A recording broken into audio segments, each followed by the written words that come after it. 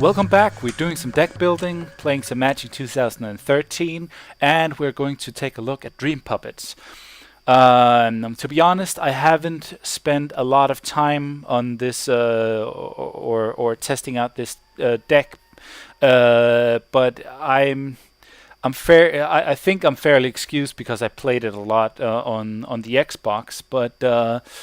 As you might know, that I'm playing on PC now because this is my only means of capturing gameplay footage. So yeah, I do think I'm pretty familiar with this deck, but there are some definite weaknesses, and some of them are just inherent to the deck.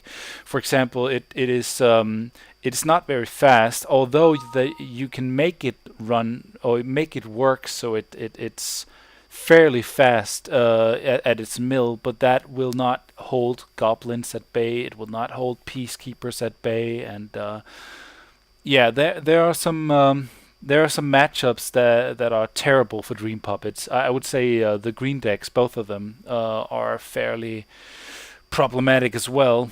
But if you get it going, it can be an amazing deck to play because it's so tricksy. There's so many tricks in it, a lot of synergy and so forth. So let's get directly into it. Okay, as you'll see, I run 40% creatures and 60% others.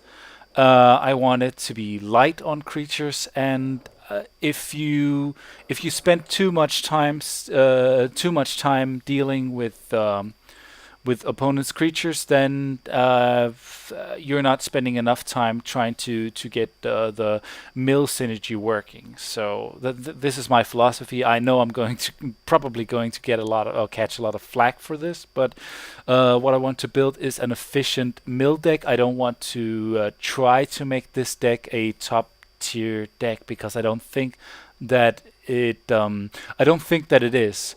Basically, not because I don't like it. I love this deck, but because it's playing by its own rules, and sometimes it is not capable of drawing opponents' decks or other decks into those frames of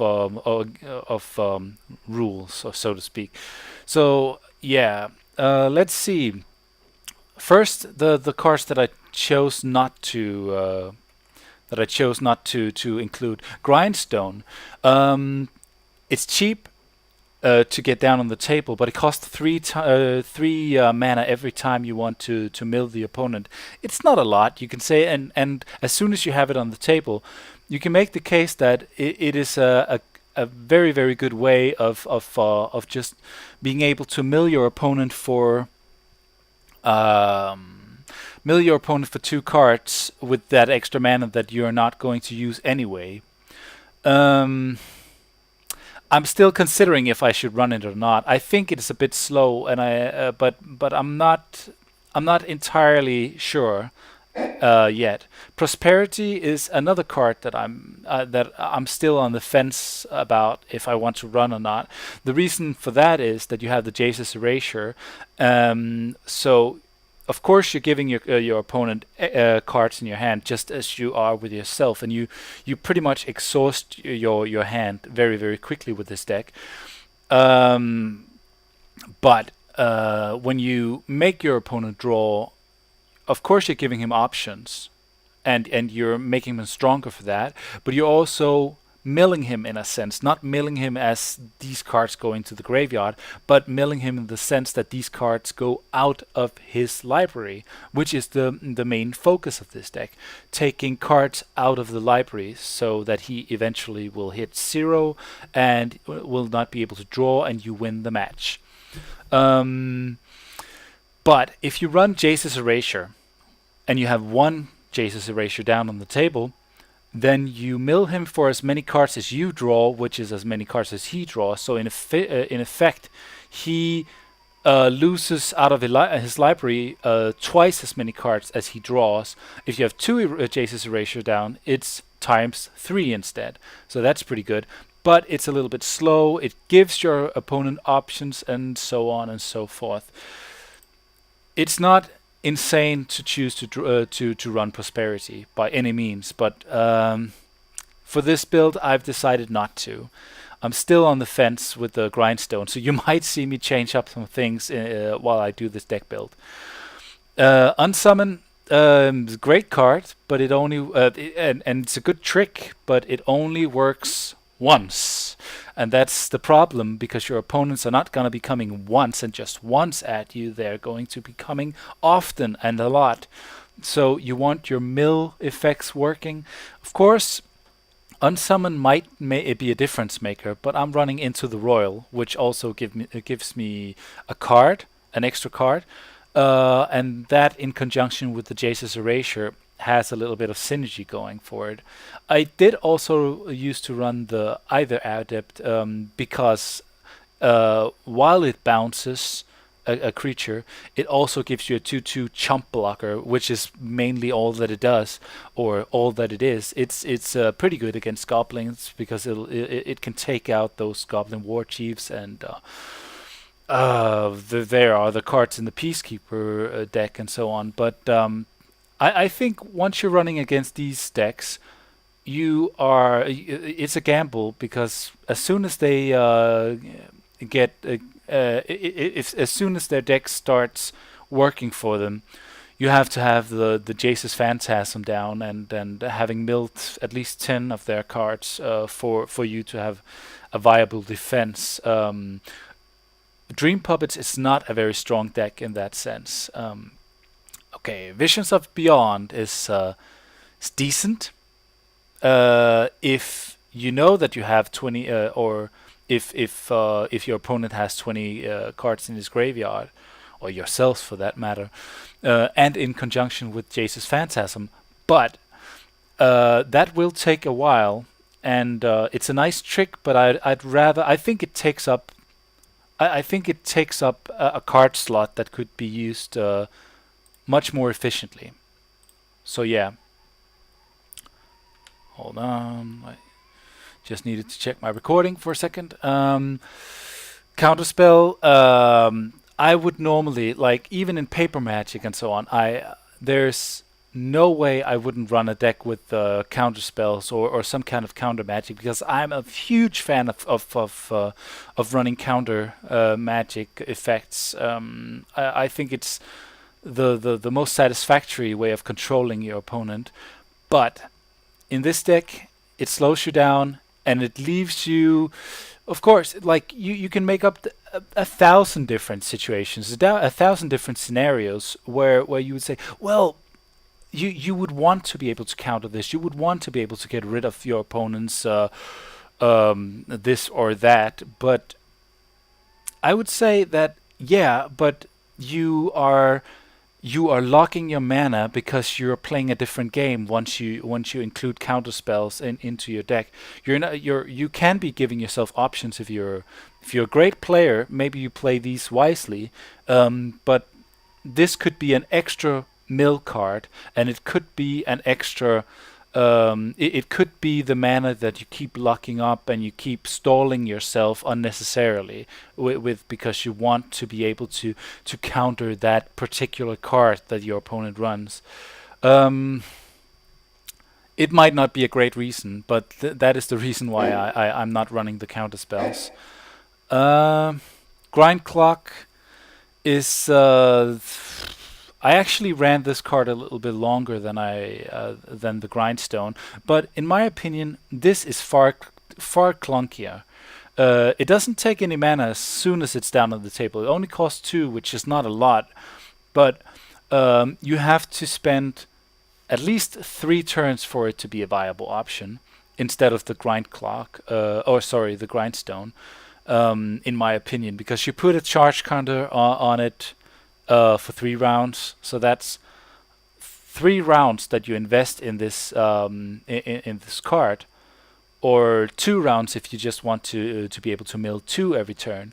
But then you kind of think, well, if I just put a charge counter on it the next on this turn, then I get to mill for 3 cards, or another round, then it's 4 cards, and it never ends. And sometimes your opponents they're just too quick for you, because you have at least 60 of their cards, or once they draw the hand, then at least 52 or 3 cards of theirs that you need to get through, and you have other cards to help you do that. But the Grindclock is just too slow to start working, and I want cards that work immediately, work perhaps at instant speed. And this card does that, but it's not a trick because it's on the table. I think it's too slow. That's why I don't run it. Sapphire Medallion. I would normally run all the medallions in all decks, but in my experience, there are far too many 1-drops and 2-drops in this deck, and it takes up when you run the 2 of them, it takes up too many slots. When you run one of them, it takes 1 too many slots in a sense. There's no reason to run this card. You want more effects, you want more instants, and you want more enchantments, and yeah, you want to be able to draw your cards faster instead of making them cost less. It only works with this card only really helps you out with the more expensive cards in your deck, and you're not going to be running too many of those anyway. Either Adept, already talked about it. It's about your temperament. If you want to, if you want a stronger defense, that is no, not a stronger defense. If you want a little bit of defense, then you run this card, or else you put your faith in Jace's Phantasm. Crippling Chill. I think this is entirely unnecessary. It does draw you a card. It's far too expensive though, and all in all, it just stalls it a little bit. They're going to get in there eventually. Of course, there will be scenarios where this card will help you out. Of course, it will help you out. It will save you. But I'm guessing those are like 3 times out of 100 or something. And I'm just pulling the statistics out of my ass. But I don't think this card is very helpful. 3 of them, really? Okay. It makes for a very control-y deck, but it doesn't make for a very mill-oriented deck. Dream Fracture is a nice trick as well, if you were running counterspells, but I'm not. And since I'm not putting in the counterspells, I'm not putting in the Dream Fracture. Even plus, it gives your opponent a card, which is it's sort of towards the mill effect, except that it gives the card. It puts the card in his hand, and there's a card in Paper Magic which both I forget the name of it, but it counters a spell and it makes you discard a card, and that would be much better. But yeah, can't have it all. No, thank you. Sands of Delirium. I think it's a little bit too expensive. Plus, it ties up your mana. Again, it makes sense to. I'm getting more and more. I'm thinking more and more about putting the grindstone into the deck. You might see me change things up if I find a card that I can take out of the main build. But I think it's too expensive and it ties up your mana. So no, thank you. And there's 2 of them. Target player draws X cards. It costs 1. Read 'em. 1 blue, 2 colorless, and X. Fuck that. Seriously. Sword of Body and Mind. I'm running 1 of them. It's really amazing. There's no other way to say it. It helps you against green. It helps you against blue because of the protection. +2/+2 to your creatures, which are sort of. Yeah, they are a bit. It's weenie heavy in a sense, except when you start when the Jace's Phantasm gets off the ground. It gives you extra creatures, which helps you against against weenie decks, against aggro decks. But the most important thing is that it will mill your opponent for 10 cards once you get in there. That is the important part, and that takes him down very, very quickly. when you get this card on the table, there's a fair chance that he's already 15 to 20 cards deep in the graveyard. So this card will become very, very significant very, very fast. I'm only running one of them. I'm still considering if I should put another one into the main build. But yeah, I can definitely see the case for it. Again, I wanted this deck to be heavy on spells and not so much on creatures, and that's why I haven't initially chosen to run two of them. Cephalid Broker is funny. Make your opponent draw two cards and discard two cards. It also gives him options, and it's too expensive, so no. Again, I didn't want it to be creature heavy, but it's not a bad.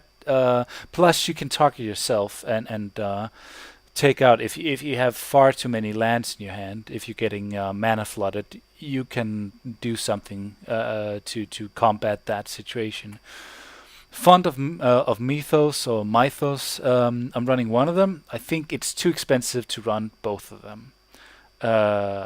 And since you only have two Jace's Erasures, which is kind of the reason you want to be running Howling Mine and Font of Mythos. Yeah. I don't want to be in a situation where my starting hand has one Font of Mythos. I don't want to too many times at least, and especially don't want to be in the situation where I have two Font of Mythos in my starting hand. So, yeah, that's that. Icy Manipulator is an amazing card and has been since it was released, I think, in alpha or beta back in, I don't know, perhaps somewhere around the big or mid of I think in the middle of the 1990s. I think not entirely sure about this, but the Paper Magic alpha and beta series were released around that time, maybe a little bit earlier, maybe in the beginning of the 90s. And this card has been an amazing card since then. It still kind of is, but it is too clunky, and it is too. It takes the focus away from being aggressive about your milling. You don't want to spend all your time and your effort trying to tap other creatures and trying to defend yourself. You want to aggressively mill, and if your deck isn't doing that for you, I don't think you're going to win against creature-heavy decks in the long run. So, yeah, that's the reason I took it out. I might regret it, but in my experience, Icy Manipulator, when I've run it, it hasn't helped me out a lot. So, yeah. It's good, though, in Two-Headed Giant. That's a whole different thing. So, Sleep is good for just one turn. But that's it. It's a fail-safe card. I don't want too many of those. I want to be more aggressive about my milling. Vedalken Entrancer, again, just like the Cephalid Broker, it's a little too expensive, and that's the reason I don't run it. Because it's a nice trick. It is basically, it's more expensive to put down on the table, but it's much more cheap in running it every turn, or running its ability every turn than the Grindstone. But yeah, I don't know. I would rather have the Grindstone down, because you could put it down turn one, use it whenever you have the extra mana. And there's a lot of them. Body Double, I think I run one of them. Because my way of combating creature heavy decks is to use their strength against themselves. So I want the body doubles, I want the mind controls, and I want the clones. Not all of them, because these are very expensive. They cost 5 mana. But when you run just one of each, and you want to run, I think I run both clones, then you have a chance to utilize their offense against them, and it also gives you a chance to use the abilities of that creatures. It also gives you a chance to um, to um, to switch up your game and see, okay, my mill deck, my mill offense is not working so perfectly, so I have to change up strategies. And with my Jace's Phantasms, with my body double and clones and mind controlled creatures, I can choose to go for the traditional offense, which is smash your face in. So that's why you have to. Well, you don't have to, but this is why I choose to run them. Um, and Body Double is nice because it lets you pick something out of the graveyard, which is going to be your. When you run Body Double, it's going to be your secondary library in a sense, at least for this card. Scalpelexis. Um, I It's too expensive for my taste. I can see why you want to run it, because it's why you would want to run it against green, or against goblins, or against peacekeepers, I guess. There are a lot of decks out there that's not running a lot of flying, or doesn't have a lot of defense against flying, at least in the shape of creatures. And it takes away 4 of their cards from the library. Um, and also the secondary thing, where if 2 or more of those cards have the same name, repeat that process. That's good for good against some decks, but yeah, I think it's too expensive. I think another thing about it is that it doesn't help your synergy much. It helps your theme, that it mills their deck, and they can't cast spells from the graveyard if they have call from the grave, or whatever it's called, or similar cards. But the thing about this card is that it doesn't help the synergy, in a sense that you can, that you gain from their cards being in their graveyard. For example, with the Jace's Phantasm and so on, because they are exiled, that means that they're not in the graveyard. Plus, that means that it's not helping your Jace's Phantasm. You cannot. Body double it either, and so on. So there are a few things where I think this card is not helpful to your to the other cards in your deck.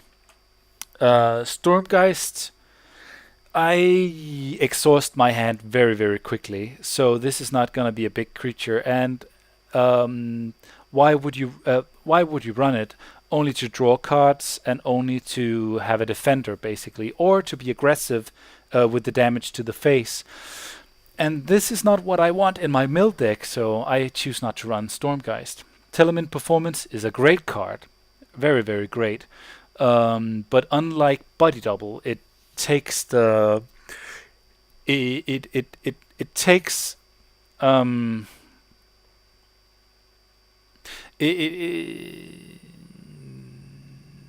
I'm starting to think that it might be a mistake to not include it.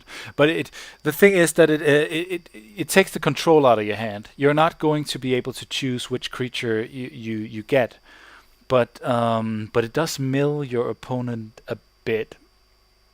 I'm thinking that I might choose a Telemin Performance instead of.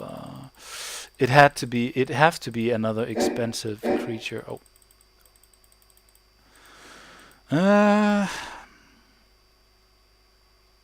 Maybe. Okay. Goodbye, mind control. No. No. I take the mind control back, and I take out the Telemin Performance. I'm gonna stick to what I said. You don't have a lot of control over it, and there are going to be a lot of decks where you're not gonna mill him, because they're running too many creatures. So yeah, it's a great card, but I choose not to run it. Forced Fruition. is pretty insane. If it wasn't so expensive, I would definitely run it. But I think that I'm going to regret running it if yeah, if I'm running this card. I think I'm going to regret it because it's going to be far too expensive. Chancellor of the Spy, I'm running one of them for the simple reason that if you end up with this card in your opening hand, it mills your opponent for 7 cards. If you're playing a two-headed giant, or if you're playing free fall, then it's all of your opponents, and that's pretty insane because that takes you more than halfway to a Jace's Phantasm that is a 5/5, which you can drop first round, second round, mill him for something, and yeah, that's all of the that's all you need to have your Jace's Phantasm be a 5/5. So it's a flyer, of course, a 5/7. It has a secondary ability, which is when it enters battlefield, the battlefield, you may cast target instant or sorcery card from an opponent's graveyard without paying its mana cost. Amazing, but it's a 7 cost, and you're not gonna be you're not going to be getting it down on the table a lot. So yeah, the reason that I'm running one is definitely for the main ability, which is activated when you have it in your opening hand, and that's it. Isleback Spawn is the you have the option of running 2 of them. Again, I'm not big on creatures in this deck. It has Shroud. It will more than likely, when you get it down on the table, because it's very expensive, it will probably be a 8/16, which is insane. It's going to help you out a lot late game, but late game might be too late. So no, Isleback Spawn, too expensive. No, thank you. Even if you ran the Sapphire Medallions, I would say that there's too many times where you might end up with it in your opening hand and just want to slap yourself for running it. So, which cards do I actually run? Well, all of these, as you obviously see. Come on. This is my star. Hedron Crab. Get this down on the table, and every time you drop a land, 3 cards milled. That is an amazing card. It gets you going really, really quickly. You might want to mulligan aggressively to get this in your opening hand, because it gets you starting real quick. Especially if you have 2 of them, or especially if you have a Jace's Phantasm in your opening hand as well. Then you're pretty set, at least for the beginning of the game. It doesn't make you invulnerable, but it will get you started. And I'm running all of the Jace's Phantasm. I can see why you might run 3 of them, but it depends on how you build your deck, of course. But yeah, 4 Jace's Phantasm, because I want to be able to defend myself a little bit. I want to be able to get in, and I want flyers that are strong, which are able to take the get equipped, or get equipped up with a Sword of Body and Mind, and get in there for the 10 cards. Sometimes you want to switch your strategy up and just go directly for the face, kill off your opponent as quick as possible, and just say, that's that Mattress Man, you're getting destroyed. So yeah, definitely this is your plan B, but it's also part of your plan A, so to speak. Thought Scour is a great card because it first of all, it's instant, cost 1, 2 strength. It mills your opponent for 2 cards, which is it's just okay, but it also draws you a card, so it will kind of cycle itself in a sense, and give you new options, or a new option for the next round, or even the same round. And it works well with the Jace's Erasure. So if you have 1 Jace's Erasure down, you are milling your opponent for 3 cards. If you have 2 down, you're milling him for 4 cards. So that's great. Run 3 of them. Tome Scour, amazing. Also, it's a sorcery, cost 1. but it mills your opponent for 5 cards. Just amazing, just amazing, very very good. It's a difference maker, no question about it, and it's just this one card is 1/12 of his entire deck. Plus, he already drew his hand, opening hand, and drew the first card probably. So that's 8 more. So um, if you cast the spell the first round, then that's in his first turn 13 cards out of his library. And that gives that makes it so that it's 47 cards to go. So it gives you a good start, and I'm running both of them. Howling Mine, running both of them because they're great cards. They will also make your deck work much faster. And instead of running the sapphires, the Sapphire Medallions, the Howling Mines will make it so that it's very likely that you're not going to run out of islands. You're going to get your islands, make those land drops, and if you draw too many islands, it will make it so that you get back on the path to drawing spells much more quickly. Of course, it will also help your opponent out, but it will also drain your opponent's deck. And if you have the Jace's Erasure, it will make it will make your milling work much more fast. So it's a great card all around. I used to run it back when I played Paper Magic. I used to run 4 of them, and in 2 different decks, actually, in a mill slash discard deck, and in another deck based on the stasis card, where I would just flood my opponent with. I would lock down his lands with the Winter Orb, and I think the Candelabra of Taunus. I think that's the one I used to unlock my own lands using Birds of Paradise, and then I would just flood my opponent with land or with the cards, so he had nothing to do with them. He could only untap 1 land each turn, and I would with stasis hold down everything else. Yeah, so amazing card if you use it right, especially with when it works for your synergy.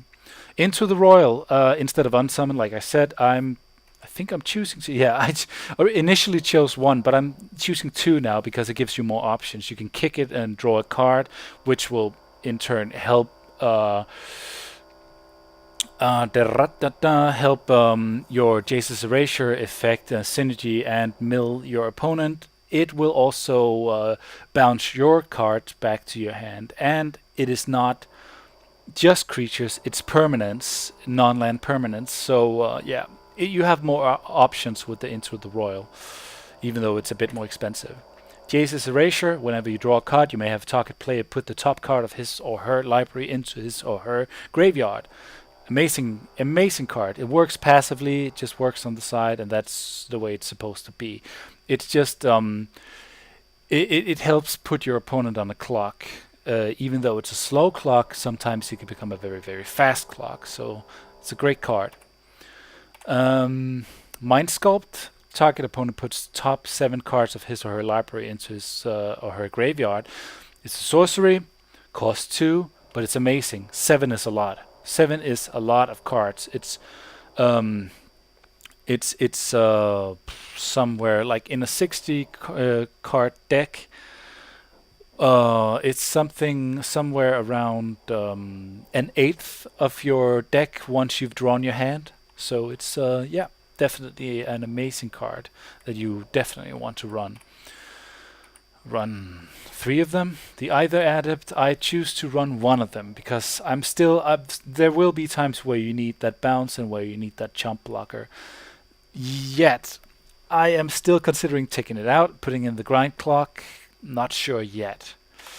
Sort of Body and Mind, you have to run 1 of them. I run the Blinked one. Clone, run 2 of them. Because I want to be able to clone this lovely lady, the Dreamborn Muse, which is an insane card. Especially because I tend to empty my hand really, really quickly. I've said that a couple of times now.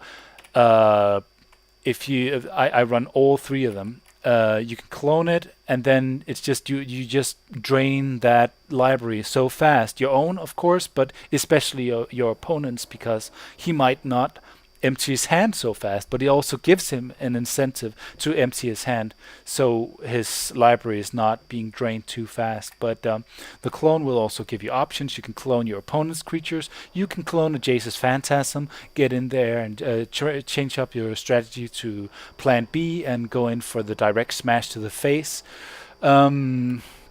So yeah, the clone is great. It only costs 4, which is fairly cheap for this ability. I think it's an amazing card.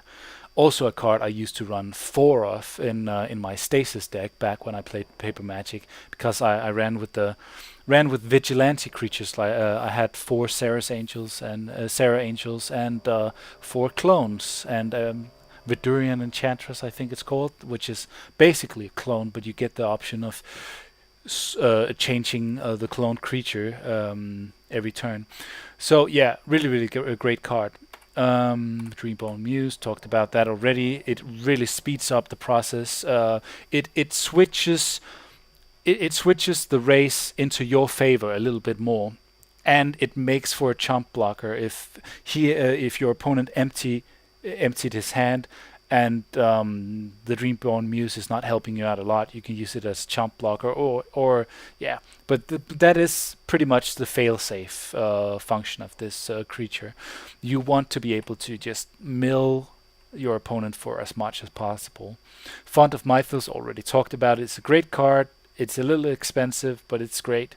Works well with Jace's Erasure, but I don't think you want to be running 2 of them. It's too much. Wheel and Deal is amazing, because especially if you have the Font of Mythos down or the Howling Mines, your opponent's hand is, especially if you run this as early as possible or cast it as early as possible, your opponent draws, let's say you have the Howling Mines down and so on, your opponent draws a hand, his hand is up to 8, right before he can cast any spells, or he can cast, of course, instant spells, but it might not work out in this particular deck that he's running. He has 8 cards in his hand, you cast the spell, and he has to discard his whole hand, his entire hand, which is all of his plans, all that he's been saving, which he hasn't chosen to drop down yet, and he draws 7 new cards. This might help him out, it might fuck him over entirely, and you draw an extra card, which works with your Jace's Erasure or just gives you another card in general. So Wheel and Deal is a great card, definitely. Archive Trap is amazing. It mills your opponent for 13 cards, which is amazing, but it's a little expensive, except that there are cards like the Demonic Tutor and so on that will, I think also, yeah, some of the elf cards that make you, or the Liliana's Shade or something, that will allow your opponent to, or allow you to go and look through your browse through your deck and get a land or something to that effect. And when your opponent does that, you get the option of paying 0 instead of 5 to drop this card or to cast this spell. And that's just amazing. That's 13 cards milled out of the blue. He didn't expect it, and it's right in his face. 13 cards is a lot, because that is, if in effect, somewhere between a fourth and a fifth, no, closer to a fourth of his entire deck. So this card is lethal. It's very, very good. Body Double, already talked about. It's a great card, and it helps you out in different ways. Mind Control, I wouldn't put it in unless it was necessary, and I think it's necessary, because you will encounter situations where your opponent gets that creature down that just makes it impossible for you to live. When you have Mind Control, you have the option of taking control of that creature and changing things to your favor, slowing the pace down a little bit. Traumatize, another amazing card, really good. Puts half of his library rounded down into his graveyard, his or her graveyard. I'm running 2 of them because I want to run into this card. The funny thing about it is that this card will make me halt from milling him too fast with the lower cost mill cards, simply because it feels as if they have double effect if you cast them after having traumatized. Because, for example, let's say that you use Tome Scour. That's 5 cards out of his library. Tome Scour before Traumatize. Let me see. If you cast that first turn, let's say those are the only 2 mill cards you cast. So mathematically, let's figure it out. He starts off with a 7-card hand, 53 cards in his library. You cast Tome Scour, and he draws a card. So that's 6 cards out of his library from there. Takes him down to 47. Then you cast Traumatize later on. And I'm not going to count any of the cards that he drew in between. Let's just say this is the mathematics that we're working with. So 47, the half of 47, I think rounded down is 23. So that's 23 cards out of his library, plus the 5. So that's 28 cards. Okay, so let's do it the other way around. Let's say you cast Traumatize first. And I know this is an impossible piece of math, but just to see just to explain my logic a little bit. Traumatize first. Let's say that you can cast it the first round. 53 cards. Half of that rounded down is 26 instead of 23. So you mill him for 26 cards, and then you cast a Tome Scour, which is 5 extra. That is altogether 31 cards instead of 28 cards that you mill him for. So if you follow my logic, you get extra bang for your buck, so to speak. You get extra mill out of your mill cards if you cast them post Traumatize. So that might make you play a little bit more cautiously with your cheaper mill spells. And I think this is something to be aware of, that you might work yourself in a psychological state where you try to play a little bit too conservatively because you don't want to waste it. But just know that you have 2 Traumatizes that you can draw, and Traumatize in of itself is very, very, even when he only has 10 cards in his deck, it is so brutalizing. It is so rough on his situation, because it halves his deck, or it makes so that his 10 cards become 5 cards, puts him on a much more narrow clock. So it's an amazing card, no doubt.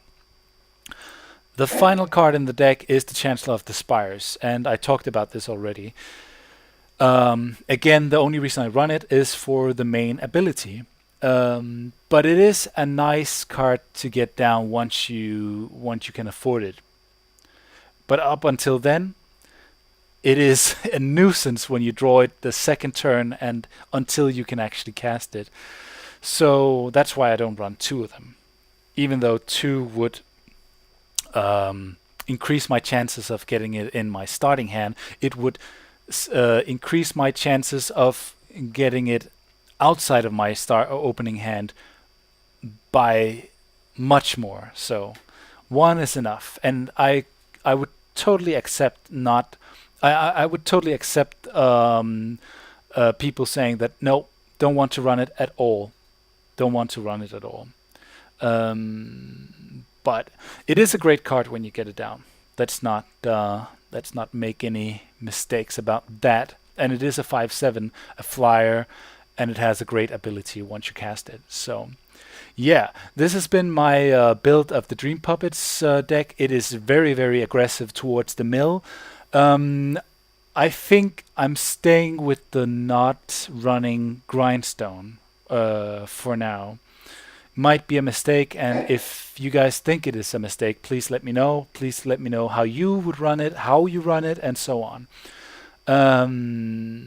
Yeah, but thanks for watching, and I'll be back in a day or 2 with some gameplay footage for Dream Puppets. Hope you enjoyed it, and I'll see you later.